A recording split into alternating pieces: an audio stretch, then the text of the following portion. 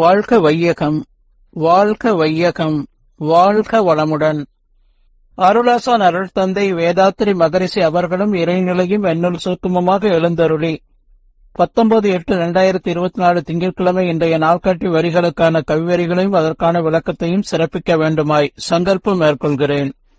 அனைவரையும் பணிவோடு முதற்கண் வணங்கி ஆரம்பிக்கலாம் என்றிருக்கிறேன். அனைவருக்கும் இனிய காலை வணக்கம். வாழ்க வளமுடன். சாமிஜியினுடைய இன்றைய நாள்காட்டி வரிகள்: ஒவ்வொருவரும் சமுதாயத்தை மதிக்கும் அளவே சிறப்போடு வாழ முடியும் என்று சுவாமிஜி நமக்கு இந்த நாள்காட்டி வரிகள் கொடுத்திருக்காங்க. இதற்கான கவிதை வரிகள்: வாழ வேண்டும் என்று எண்ணி மனிதனாக வந்ததில்லை உலகில், இனி நாம் பிறந்துவிட்டோம். வாழ வேண்டும் உலகில் ஆயுள் மட்டும் வாழ்ந்தவர்கள் அனுபவத்தை தொடர்ந்து பற்றி வாழ வேண்ட உரிமை எல்லோருக்கும் உண்டு. வாழ்வோர்க்கு சாதகமாய் வாழும் மட்டும் வாழ உள்ளோர் அனைவரும் ஒன்று கூடி வகுத்துருவோம் ஒரு திட்டம் வளமாய் வாழ என்று ஒரு பாடல்ல சொல்லியிருக்காங்க.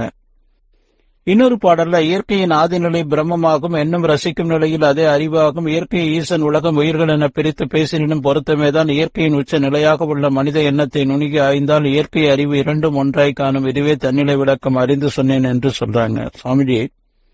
இரண்டொழுக்க பண்பாடு சித்திரை திங்கள் தாழ்நாண்டு முதல் தேதி நமக்கு கொடுத்தாங்க. என்ன சொல்றாங்க? நான் எனது வாழ்நாளில் யாருடைய உடலுக்கும் மனதுக்கும் துன்பம் தரமாட்டேன், துன்பப்படுவோருக்கு என்னால் முடிந்த உதவிகளை செய்வேன் என்று சொல்றாங்க.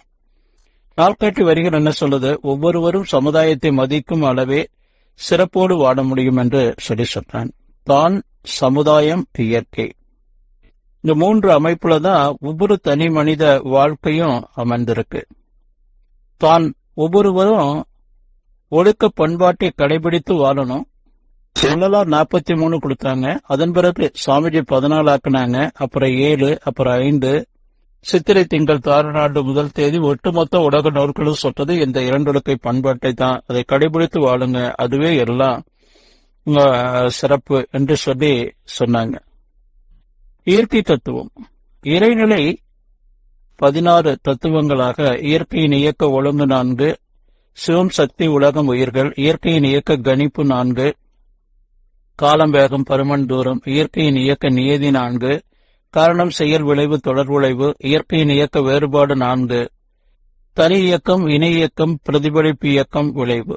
இந்த இறை தத்துவத்தை நாம உணர்ந்து தனி மனித ஒழுக்கத்தை கடைபிடித்து வாழும்போதுதான் இந்த சமுதாயத்தோடு நாம இணக்கத்தோடு சமுதாயத்துக்கான அந்த வாழ்க்கை தத்துவம் என்று சொல்லுவாங்க சாமிஜி 12. அதை கடைபிடித்து வாழ முடியும். வாழ்க்கை தத்துவம் 12 என்னன்னா, தேவைகள் 3, காப்புகள் 3, அறநெறிகள் 3, அறிவுநிலை படிகள் 3 என்று சொல்லுவாங்க. தேவைகள்னா ஒவ்வொரு தனி மனிதருக்கும் பசி, தாகம், தட்பவெட்ப ஏற்றத்தாழ்வு, உடற்கழிவு வெளியேற்றம், இது மனித தேவைகள் மட்டுமல்ல, எல்லா உயிர்களுக்கும் தேவையான ஒன்று.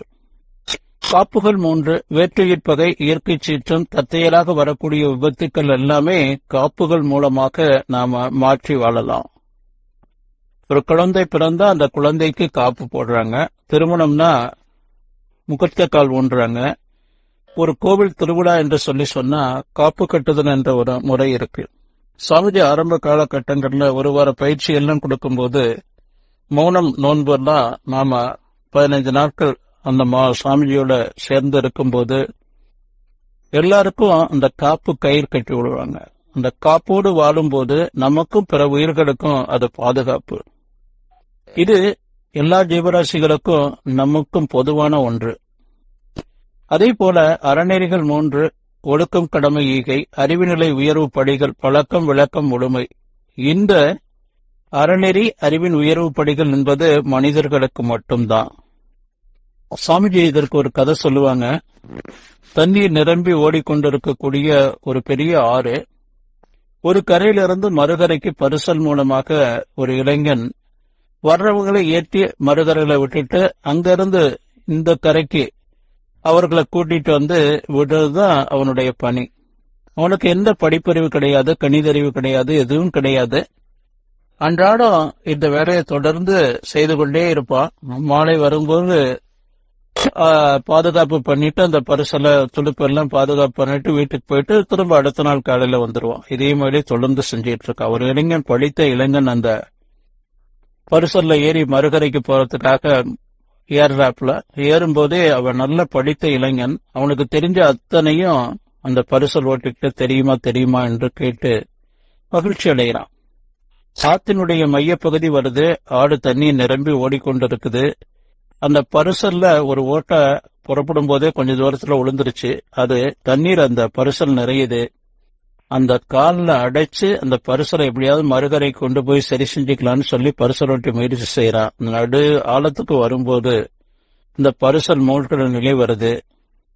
இந்த பரிசல் இனி நமக்கு உபயோகப்படாது, நீந்திதான் மறுக்கரையை கடக்கணும்னு சொல்லி அந்த பரிசல் ஓட்டி சொல்லும் போது, எனக்கு நீச்சல் தெரியும், நான் கடந்து மறுக்கரையை சேர்ந்துருவேன், நீங்க உங்களுக்கு நீச்சல் தெரியுமா என்று சொல்லும் போது அவன் தெரியாதுன்னு கைவிரிக்கிறான். இதுதாங்க நாம புரிந்து கொள்ள வேண்டியது. வாழ்க்கை தத்துவத்தை தெரிந்து கொண்டு நாம வாழும்போது பரிசல்ல துடுப்பு போட்டு மறுகரையை கடக்கிறதுக்கு சமம். இந்த வாழ்க்கை தத்துவம் தெரியாம நீச்சல் தெரியாம நாம அந்த ஆத்துல மாட்டணும் அப்படின்னு சொன்னா அது நம்ம உயிருக்கு பாதுகாப்பு எந்த அளவுக்கு பாதிப்பு ஏற்படுமோ அது போல ஒரு துடுப்பு ஒரு ஆத்துல அகப்பட்டா எப்படி அடிச்சுட்டு போதோ அது மாதிரி என்பதை உணர்ந்து வரிகள் என்ன சொல்லுது, ஒவ்வொருவரும் சமுதாயத்தை மதிக்கும் அளவே சிறப்போடு வாழ முடியும் என்று சொல்றாங்க. இந்த சமுதாய இணக்கத்துக்கான வாழ்க்கை தத்துவத்தை 12 கடைபிடித்து வாழணுங்க. நன்றியோடு நிறைவு செய்து கொள்ற இன்றைய சிந்தனையை வாழ்க வளமுடன், வாழ்க வளமுடன், வாழ்க வளமுடன்.